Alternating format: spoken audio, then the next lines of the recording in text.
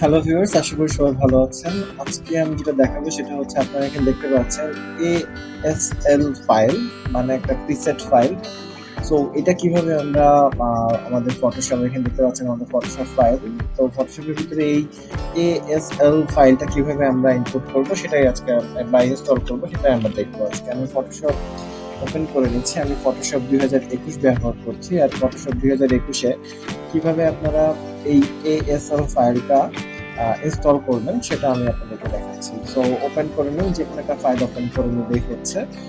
So আমি open করা শেষ। এখন আমরা এখান থেকে চলে যাব এডিটে। এডিটে আসার পরে আপনারা এখানে দেখতে পাচ্ছেন যে এইখানে প্রিসেট, এই প্রিসেট অপশনে চলে আসবেন। প্রিসেট অপশনে আসার পরে আপনারা দেখতে পাচ্ছেন এখানে এক্সপোর্ট ইম্পোর্ট প্রিসেট। আমরা এখানে এক্সপোর্ট ইম্পোর্ট প্রিসেটে ক্লিক করলে আপনারা দেখতে পাচ্ছেন এরকম একটা ডায়ালগ বক্স ওপেন হবে এবং সেখান থেকে আপনারা সিলেক্ট করবেন ইম্পোর্ট ফোল্ডার। ইম্পোর্ট ফোল্ডারে আসলে আগে থেকেই আমার এই ফোল্ডারটা সিলেক্ট করা ছিল। আপনার ইম্পোর্ট ফোল্ডারে ক্লিক করলে এই ফোল্ডারটাকে, মানে জাস্ট বেস ফোল্ডারটাকে আপনারা চিনাই দেবেন। যেমন 3D টেক্সট, এটা হচ্ছে মেইন বেস ফোল্ডার। সো আমি এটাকে ওকে করছি। ওকে করলে ভিউয়ার্স আপনি এখানে দেখেন আমার এইখানে চলে আসছে এই যে টেক্সট স্টাইল, যে এটা এখানে চলে আসছে। সো আমি যদি এটাকে ক্লোজ করে দিই, এই যে আপনারা দেখতে পাচ্ছেন সিলেক্ট করলাম এবং import preset, select the preset, import preset has been successfully imported. আপনারা এখানে দেখতেই পাচ্ছেন যে এখানে লেখা এসছে প্রিসেট ইম্পোর্টেড হয়ে গেছে।